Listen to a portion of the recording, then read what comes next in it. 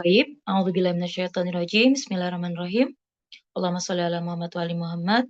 Allahumma antiqna bil huda wa alhimnat taqwa. Assalamualaikum jami'an warahmatullahi wabarakatuh. Kaifa halukum? Kaifa tasirul umur? Insyaallah bi khair wal afiyah. Fal yaum sawfa nastamir ad-dars yakni anil uslubit fi dirasiyah. Hari ini kita melanjutkan kembali ya, masih dalam topik berkaitan dengan metodologi dalam pengajaran. Jika di pertemuan kemarin atau pertemuan sebelumnya telah membahas berkaitan terkait keterampilan dalam mengajar, seni dalam mengajar, kemudian teknik dalam mengajar atau pengajaran sebagai pelengkap dari sistem belajar ya atau sistem pengajaran. Kali ini kita akan melanjutkan berkaitan dengan evaluasi yang merupakan rentetan dari proses pengajaran. Jika semua telah dilakukan, proses terakhir adalah evaluasi. Sebetulnya masih ada banyak topik ya dalam pengajaran itu. Salah satunya adalah bagaimana memberikan penilaian. Tapi paling tidak kita bahas aja evaluasi ini yang nantinya akan ada include sedikit terkait penilaian. Karena nanti kalau kita akan membahas tentang penilaian itu akan ada banyak cara menilai ya. Begitu juga dengan pembahasan evaluasi. Sebetulnya ada beberapa referensi atau redaksi yang bisa diambil berkaitan dengan proses evaluasi karena ada nanti istilah-istilah karakteristik atau kategori pengevaluasian ya. Dan ada banyak macamnya, tetapi Fakiro di sini hanya mengambil beberapa sebagai sampel aja ya bagaimana proses evaluasi itu harus dilakukan, yang mana tujuannya tidak hanya diberlakukan kepada para siswa dan para siswi untuk mengetahui seberapa jauh pemahaman atau seberapa kemampuan dari para siswa dan siswi dalam mengambil materi-materi dan mendapatkan apa yang kita ajarkan. Tetapi bagaimana juga evaluasi itu terkait bagaimana kita dalam proses pengajaran. Apakah perlu dikurangi ataupun perlu dikembangkan atau perlu ditambahkan. Nah, poin ini juga atau materi inilah yang akan menjadi sebagai penunjang yaitu evaluasi. Sehingga nantinya proses pengajaran itu akan menjadi lebih baik nanti. Langsung saja. Nah, kita akan mendefinisikan terlebih dahulu ya terkait apa itu evaluasi, baik secara bahasa maupun istilah. Di sini definisi secara general aja ya, sudah banyak sekali ya memahami maknanya. Yang pertama secara bahasa yaitu tentang penilaian dan pengukuran. Dan ini adalah sebuah proses dari hasil kegiatan pengajaran. Jadi setelah kita menyampaikan materi, evaluasi inilah yang akan menjadi penunjang untuk memahami penilaian-penilaian tersebut terkait apa yang sudah kita sampaikan. Kemudian untuk secara istilah yaitu sistematis ya. Artinya di sini akan ada pengumpulan dan menganalisa informasi guna menilai efektivitasnya dalam pengajaran serta apa saja pencapaian-pencapaian dari pembelajaran yang sudah dilakukan. Nah, ini yang akan kita gunakan adalah evaluasi kemajuan belajar ya. Jadi sama aja ya pada akhirnya untuk membandingkan hasil belajar siswa, kemudian memberikan informasi bagi guru terkait peningkatan kualitas pembelajaran. Sekali lagi, setelah kita mengetahui ya bagaimana pembelajaran dan penilaian dari siswa dan siswinya, biasanya kita ambil dari exam ya atau imtihan-imtihan baik secara tertulis maupun secara lisan maupun praktik. Nah, di sini nanti juga bisa tahu rata-rata dari penilaian itu tadi. Ketika semua berhasil mencapai pada kategori yang kita gunakan, standarisasi yang kita pakai, maka pencapaian tersebut artinya sesuai dengan metodologi yang kita lakukan dan pengajaran yang kita sampaikan. Tapi ketika misal berapa persen dari siswa atau siswinya itu belum sampai pada nilai-nilai yang sudah distandarisasikan atau KKM ya biasanya ya. Nah, di sini berarti bisa saja evaluasi itu kembali ke diri kita atau bagi para pengajar atau peserta atau para pendidiknya. Karena tidak semua kesalahan atau kekurangan dalam penilaian itu dikembalikan kepada peserta didik ya. Bisa jadi dalam metodologi pengajaran kita yang kurang tepat dalam menyampaikan. Nah, karakteristik yang digunakan sebagai alat yaitu bisa digunakan sebagai validasi ya. Di sini sejauh mana mengukur apa yang dimaksud untuk diukur gitu ya. Alat ukur evaluasi, kemudian reliabilitas ya. Jadi konsistensi hasil evaluasi dengan berbagai situasi. Jadi alat yang bisa kita gunakan valid nggak atau sesuai dengan adaptabilitas tak gitu ya, ibaratnya sebagai bentuk evaluasi yang bisa kita gunakan. Nah, adapun kriterianya yang bisa digunakan adalah yang digunakan di sini berupa absolut ya. Jadi bisa kalau biasa secara umum kita bisa pakai skor penilaian 80 misal itu udah standarnya atau 100 itu udah sempurnanya atau misal kita pakai ABC. Yang jelas itu ada pengukuran secara angka ya atau secara ibaratnya penunjang, ibaratnya ada nilai di situ. Jadi nggak harus angka juga ya, ada beberapa A, B, C, D, atau misal keterangan-keterangan yang menunjukkan jelas gitu ya, dan bisa diambil rata-rata nantinya. Kemudian relatif membandingkan skor. Nah, ini kalau kita mau membandingkan setelah mungkin ada beberapa kelas nantinya, misal siswa-siswi ini di kelas 1 ada A, B, C, D. Nah, kita akan membandingkan di kelas-kelas lainnya sebagai alat ukur juga. Ini bisa jadi evaluasi. Kok bisa gitu ya? Padahal pengajarannya sama. Berarti harus dirubah, bisa jadi pengajaran kita karena tidak semua metode bisa kita pakai di kelas 1 A, di kelas 1 B juga demikian. Harus ada yang namanya perubahan. Karena inilah tujuannya evaluasi nantinya ya. Dilihat kriterianya. Siapa audiens yang kita ajarkan. Nah, untuk kriteria absolut ini diusahakan menggunakan yang namanya kriteria yang penguasaan siswa terhadap isi dan tujuan pembelajaran seperti apa. Kemudian mengurangi persaingan antara siswa dengan mendorong kerja sama satu sama lain harus bekerja sama. Nah, berikutnya klasifikasi evaluasi berdasarkan waktu ya, dan juga berdasarkan tujuan. Ada beberapa.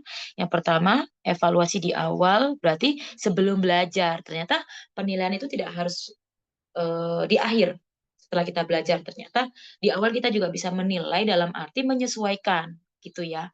Mengukur atau mengukur informasi atau pengetahuan knowledge anak-anak terkait materi yang akan kita bahas. Jadi sejauh mana. Jadi kita nanti kira-kira bisa menambahkan atau kita nanti agak sedikit dikurangkan. Jadi kita tahu dengan cara mengevaluasi di awal gitu ya.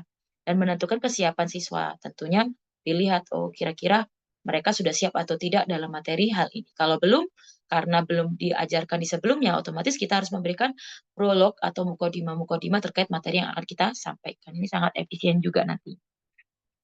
Berikutnya ada evaluasi secara formatif.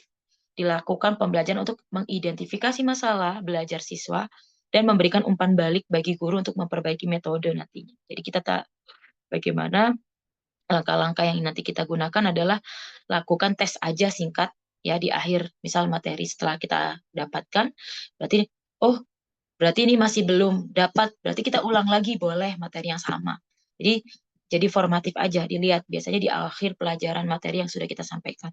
Identifikasi juga tujuannya apa, apakah sudah tercapai? Oh, tapi ternyata tujuannya hanya bisa memahami bacaan sholat. Ya sudah, kalau sudah tercapai ya sudah cukup. Kita nggak perlu yang namanya gerakannya, nggak perlu yang namanya syarat-syaratnya, ataupun yang lain sebagainya. Jadi kita lihat aja secara singkat di awal, yang mana nantinya setelah itu di akhir pembelajaran kita minta penilaian. Apakah penilaian tadi sudah sampai pada target atau belum?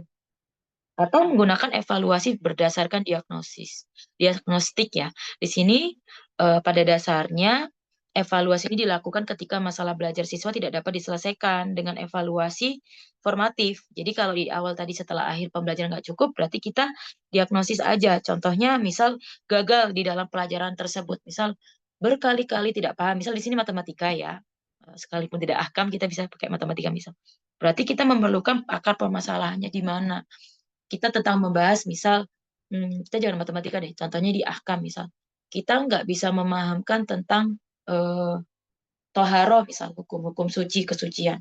Berarti kita cari tahu akarnya apa, kok nggak paham konsep kesucian. Berarti kita bawa dulu konsep kebersihan dulu itu bisa jadi penunjang karena di formatif aja nggak paham dia dievaluasinya secara penilaian berarti kita lanjut kita cari akar masalah jadi kalau di diagnosis ibaratnya seperti kayak kesehatan ya kalau di ilmu kedokteran artinya kita cari akar permasalahan utama sehingga bisa kita sebabkan oh ini faktornya karena dia tidak tahu apa makna bersih itu gitu ya atau dia tidak tahu definisi najis sehingga toharo itu belum bisa masuk gitu ya.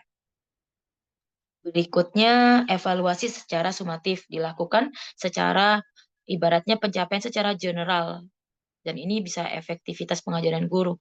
Artinya ini seluruh isi, seluruh hasil pekerjaannya, biasanya nilai-nilai yang ujian-ujian akhir gitu ya, menggunakan tes prestasi, bagaimana pencapaian-pencapaiannya, observasi, penelitian. Jadi ini di luar dari pembelajaran secara yang kita miliki. Jadi hal-hal apa saja yang bisa mereka lakukan di luar itu gitu ya, secara menyeluruh aja. Oh, dia menangkap kok, oh dia memperhatikan kok. Jadi bisa kita lihat ya pemahaman-pemahaman itu. Berarti secara tidak langsung ketika dia memperhatikan, artinya metodologi yang kita gunakan juga tepat karena bisa memahamkan dan juga menarik perhatian para pelajar. Bisa dilihat ya dengan cara mengangguk-anggukkan kepala, kemudian iya atau nanti ada tanya jawab mereka pun aktif dalam hal tersebut. Nah, penggunaan hasil evaluasi nanti, di sini juga ada pembahasannya digunakan sebagaimana perbaikan rencana pendidikan dan juga penilaian kinerja guru. Sehingga kita tahu tujuan, persiapan, metode, alat yang bisa kita gunakan untuk ke depannya seperti apa, untuk di semester berikutnya seperti apa, untuk di pertemuan berikutnya seperti apa, dan juga sebagai nilai penilaian guru. Oh, alhamdulillah murid-murid ini sudah seperti ini dan peningkatan guru, oh saya sudah sejauh ini sehingga saya butuh yang namanya nanti misal pelatihan-pelatihan yang seperti apa gitu.